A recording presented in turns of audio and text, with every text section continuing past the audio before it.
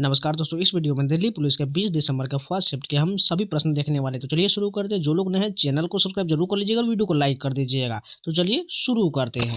First question देखें, Mauritius का सर्वोच्च नागरिक सम्मान the grand Commander of the Order of the Star and India of the Indian ocean किसे मिला है? ये जो है पुरस्कार नरेंद्र मोदी को दिया गया है। अगर बात करें, मॉरिशस के राष्ट्रपति श्री धर्मवीर गोकुल ने प्रधानमंत्री मोदी को मॉरिशस के सर्वोच्च नागरिक सम्मान Grand Commander of the Order of the Star and Key of the Indian Ocean GCS K से सम्मानित किया है। अगर बात करें प्रधानमंत्री को प्राप्त अन्य देशों के पुरस्कार जो आगे के शिफ्टों में जरूर पूछा जाएगा, जान लीजिए।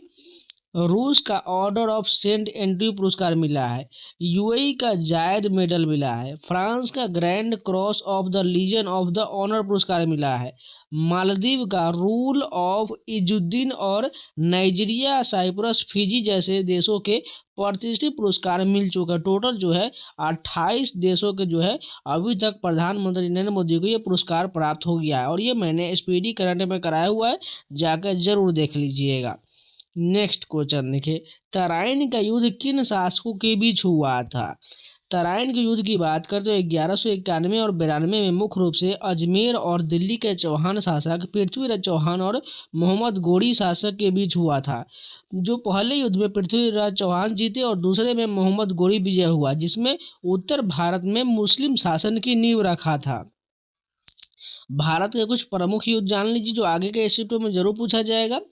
कलिंग युद्ध, ये जो 261 ईसा पूर्व में लड़ा गया था सम्राट अशोक और कलिंग के बीच, जिसके बाद अशोक ने हिंसा त्याग दिया और बौद्ध धर्म को अपना लिया था। हाइडेस्पीज का युद्ध, ये जो है 326 ईसा पूर्व में लड़ा गया, जो सिकंदर और राजा पोरस के बीच हुआ था, जिसमें सिकंदर विजयी रहा था। तराइन के युद्ध की बात कर तो 1191 में पृथ्वीराज चौहान और मोहम्मद गोरी के बीच हुआ था। पहले वाले में कौन जीता था? देखिए, दूसरे में गोरी विजय हुआ था, पहले में पृथ्वीराज चौहान विजय हुआ था और भारत में मुस्लिम शासन की नींव पर गया था। पानीपत के युद्ध की बात करें तो टोटल 3 युद्ध हुआ था। 1526 में पहला, 1556 में द्वितीय और 1761 में तीसरा हो जाएगा। बाबर, अकबर और मराठों के बीच हुआ, जिसमें इन्होंने भारत में मुगल साम्राज्य और बाद में ब्रिटिश वर्चस्व की दिशा तय किया था।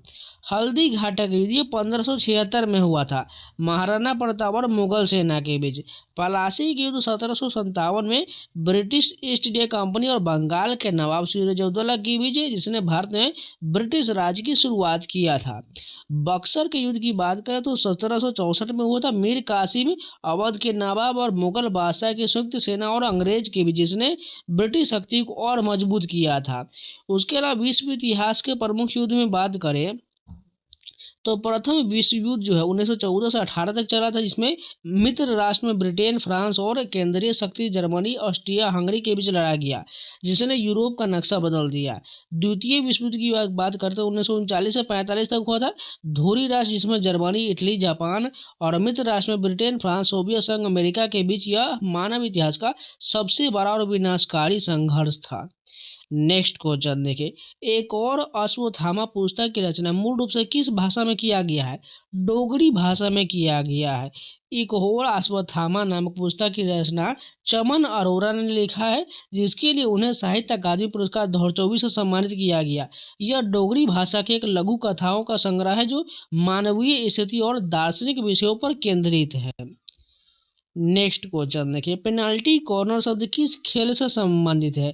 ये हॉकी से संबंधित है और मैंने कल ही के शिफ्ट में हर एग्जाम का जो मैंने शब्दावली वाला स्पोर्ट्स का कराया हुआ है, आप जाकर उस वीडियो को जरूर देख लीजिएगा, नहीं तो इसके वीडियो के मैं आपको यहाँ पर लगा देते हैं, इसको कंप्लीट कर लीजिएगा। अगर बात करें पेनाल्टी कॉर्नर मुख्य रूप से फील्ड हॉकी खेल से संबंधित है और इसे बचाव करने वाली टीम पेनाल्टी सर्कल के अंदर दिए गए फाउल के लिए दिया जाता है, जो गोल करने का एक महत्वपूर्ण अवसर होता है। प्रमुख खेल और उनके शब्दावली जान लेते हैं, जो आगे के शिफ्टों में जरूर पूछा जाएगा, क्योंकि लगातार इसे प्रश्न पूछा जा रहा है। अगर बात करें क्रिकेट में तो बल्लेबाजी से कौन कौन संबंधित है? रन, चौका, छक्का, wicket, not out, LBW, catch, bowled, stump, out, run out, wide, no ball, dead ball, over maiden over bye leg bye hook pull glance follow through bouncer yorker spin seamer, ये सभी बल्लेबाजी से संबंधित है। वहीं बात करें क्षेत्ररक्षण में तो स्लीप गली point cover mid on square leg long off wicket keeper catch run out, ये सभी क्षेत्ररक्षण में आ जाएगा। अन्य बेल्स में बात करें तो पवेलियन पिच क्रीज स्टंप गिल्ली googly seamer hat trick follow on ashes rubber toss gloves, ये सभी क्रिकेट के शब्दावली है। अब बात करते हैं फुटबॉल के, तो खेल के दौरान goal kick pass dribble head off side foul penalty kick corner throw in stopper defender left out right out rebound move side back goalkeeper striker और मिडफील्डर हो जाएगा। इसके अलावा hat trick time trial double fault, ये सभी tennis से संबंधित हो जाएगा। हॉकी की बात करें तो goal dribble stick push scoop bully penalty corner penalty stroke centre forward half back left in left out off side tie breaker short corner striking circle centre line roll in free hit, ये सभी hockey में आ जाएगा। वहीं बात करें तो hat trick stroke green card red card, ये सभी भी हॉकी और फुटबॉल दोनों में उपयोग किया जाता है। अगर बात करें टेनिस के शब्दावली में तो ace deuce advantage love smash volley drop shot back hand fore hand double fault ground stroke let half volley slice break point service base line net racket court grass court hard court, ये सभी tennis में उपयोग किया जाता है।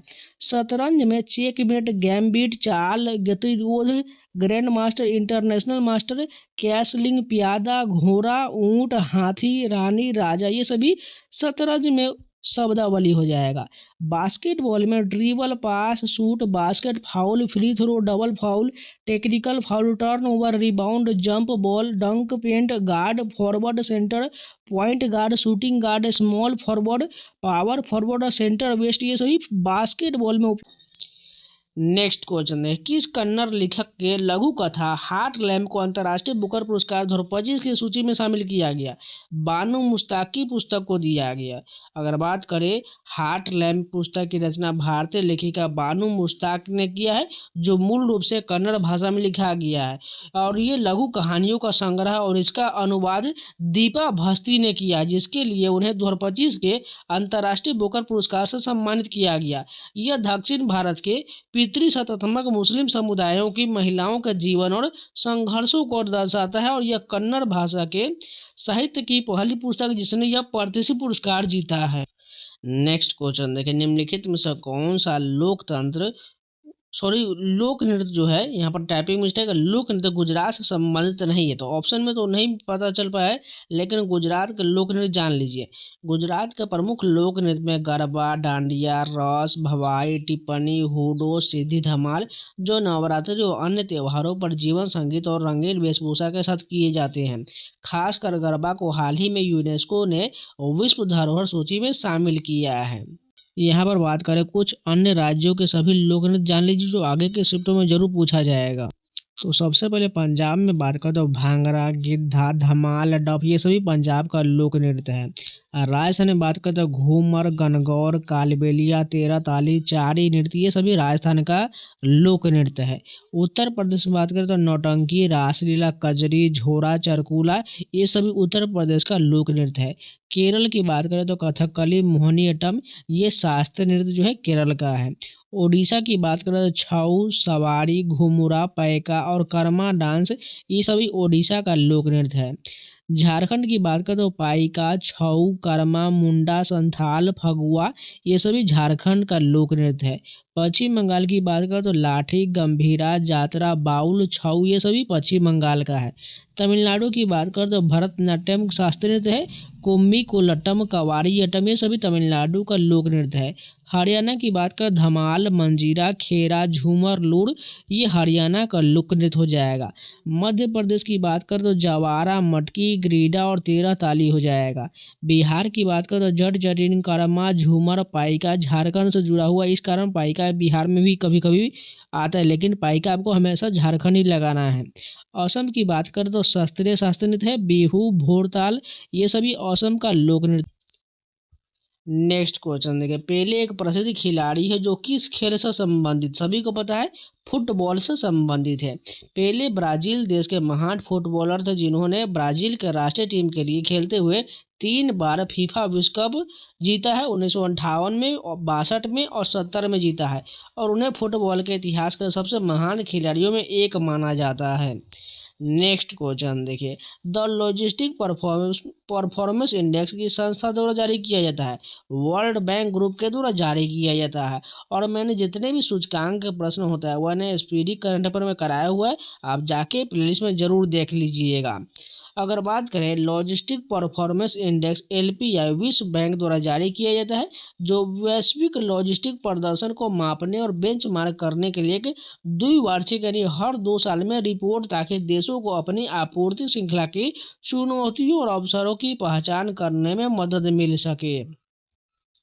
Next question देखिए, मौर्य साम्राज्य के शासन ने बौद्ध धर्म का प्रचार बाहरी देशों में किया है। सम्राट अशोक ने बौद्ध धर्म का प्रचार बाहरी देशों में किया है। मौर्य साम्राज्य में सम्राट अशोक ने बौद्ध धर्म के प्रचार प्रसार में सबसे महत्वपूर्ण भूमिका निभाया। खासकर पहाड़ी देश जैसे हिमालय क्षेत्र और दक्षिण में श्रीलंका में उन्होंने अपने पुत्र महेंद्र और पुत्री संघमित्रा को इन क्षेत्रों में भेजा और बौद्ध धर्म को अहिंसा और धम्म के माध्यम से फैलाने के लिए मिशनरियों यानी धर्म प्रचारकों को भेजा, जिससे यह धर्म पूरे एशिया में फैल गया। नेक्स्ट क्वेश्चन देखिए, करप्शन परसेप्शन इंडेक्स किस संस्था के द्वारा जारी किया जाता है, ट्रांसपेरेंसी इंटरनेशनल के द्वारा जारी किया जाता है। करप्शन परसेप्शन इंडेक्स को ट्रांसपेरेंसी इंटरनेशनल नामक एक अंतर्राष्ट्रीय गैर सरकारी संगठन द्वारा जारी किया जाता है, जो बर्लिन जर्मनी में स्थित है और यह हर साल सार्वजनिक क्षेत्र में कथित भ्रष्टाचार के स्तर को आधार पर देशों को रैंक करता है। नेक्स्ट क्वेश्चन देखिए, गांधीवादी विचारधारा पर संबंधित अनुच्छेद कौन सा है। अनुच्छेद 40 जो है ग्राम पंचायत से संबंधित है, जो गांधीवादी विचारधारा पर आधारित है। इसके अलावा और कुछ अनुच्छेद भी जान लीजिए। गांधीवादी विचारधारा संबंधित भारतीय संविधान के कई अनुच्छेद जो DPSP यानी कि राज्य के नीति निर्देशक तत्व है, जिनमें मुख्य रूप से अनुच्छेद 40 ग्राम पंचायत हो जाएगा, अनुच्छेद 43 कुटीर उद्योग और आत्मनिर्भर ग्राम हो जाएगा, अनुच्छेद 43B सरकार सहकारी समिति हो जाएगा, अनुच्छेद 46 कमजोर वर्गों का कल्याण, अनुच्छेद 47 पोषण और सार्वजनिक स्वास्थ्य और अनुच्छेद 48 कृषि और पशुपालन शामिल है, जो गांधी जी के आत्मनिर्भर भारत और सामाजिक आर्थिक न्याय के सपनों को साकार करने का प्रयास करते हैं, जिससे ग्राम स्वशासन, कुटीर उद्योगों को बढ़ावा और नशा मुक्ति हो जाएगा।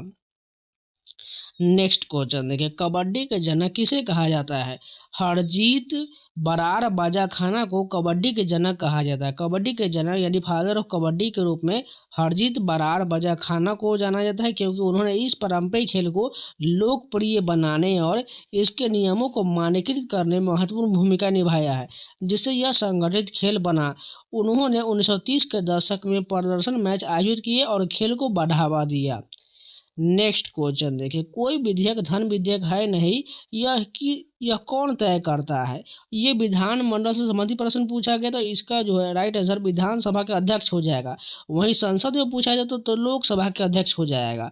अगर बात करें कोई विधेयक धन विधेयक है नहीं, यह तय करने का अंतिम अधिकार लोकसभा के अध्यक्ष के पास होता है, जिनका निर्णय सर्वोपरि होता है और उसे किसी अदालत में चुनौती नहीं दिया जा सकता है। हालांकि ये हाल ही में सुप्रीम कोर्ट ने इस पर विचार करने के लिए एक बड़ी बेंच का गठन किया है।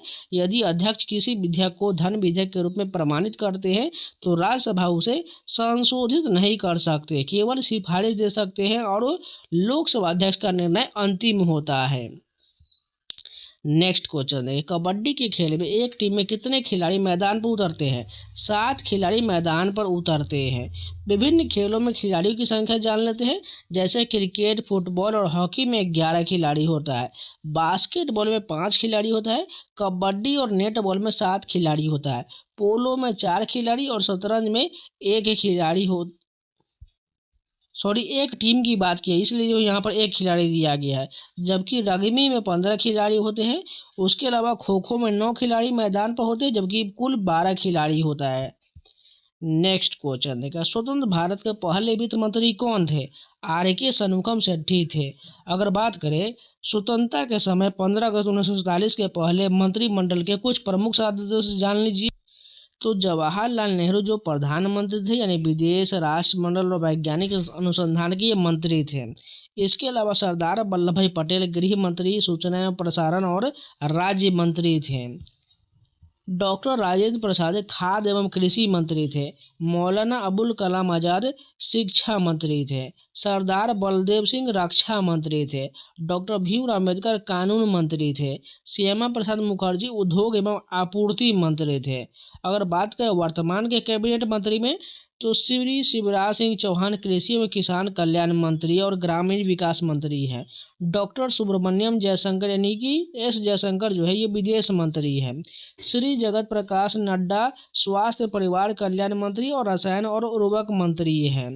मनोहर लाल खट्टर आवास एवं शहरी मामलों के मंत्री और ऊर्जा मंत्री है। निर्मला सीतारमण वित्त मंत्री कॉरपोरेट मामलों के मंत्री हैं। किरण रिजिजू कानून एवं न्याय मंत्री है। अमित शाह गृह मंत्री और सहकारिता मंत्री है। नितिन गडकरी सड़क परिवहन और राजमार्ग मंत्री है। धर्मेंद्र प्रधान शिक्षा मंत्रालय और कौशल विकास और उद्यमिता मंत्रालय इनके पास है। अश्विनी वैष्णव के पास रेल मंत्री है। तो आज के जितने भी प्रश्न सारे कंप्लीट हो गए। उम्मीद है आप लोगों को वीडियो पसंद है तो लाइक कर दीजिएगा, अगर नहीं है तो चैनल को सब्सक्राइब जरूर कर लीजिएगा। बाकी इन सभी का और भी प्रश्न कंप्लीट करने के बाद सभी का आपको मैराथन वीडियो एक साथ में कंप्लीट करा देंगे, यानी फर्स्ट शिफ्ट और सेकंड शिफ्ट को कंप्लीट एक ही साथ करा देंगे। इसलिए जो लोग नए हैं चैनल को सब्सक्राइब जरूर कर लीजिएगा, वीडियो को लाइक कर दीजिएगा। इसके अलावा टेलीग्राम ज्वाइन कर लीजिए, वहाँ पर आपको पीडीएफ मिल जाएगा, आपको कमेंट बॉक्स में लिंक मिल जाएगा, जाइए ज्वाइन कर लीजिए। साथ में टेक्स्ट बुक का पास अभी तक परचेज नहीं किए, जाइए परचेज कर लीजिए, कूपन कोड 7 लगा लीजिएगा, SAW आपको 12% का डिस्काउंट मिल जाएगा। और जाके परचेज कर लीजिए, जिसमें आपको SSC रेलवे बैंकिंग संबंधित सभी एग्जाम का mock test, previous question, section test, chapter wise सारा मिल जाएगा। जाके मॉक टेस्ट लगाना शुरू कर दीजिए। तो चलिए मिलते हैं नए वीडियो के साथ, तब तक के लिए जय हिंद।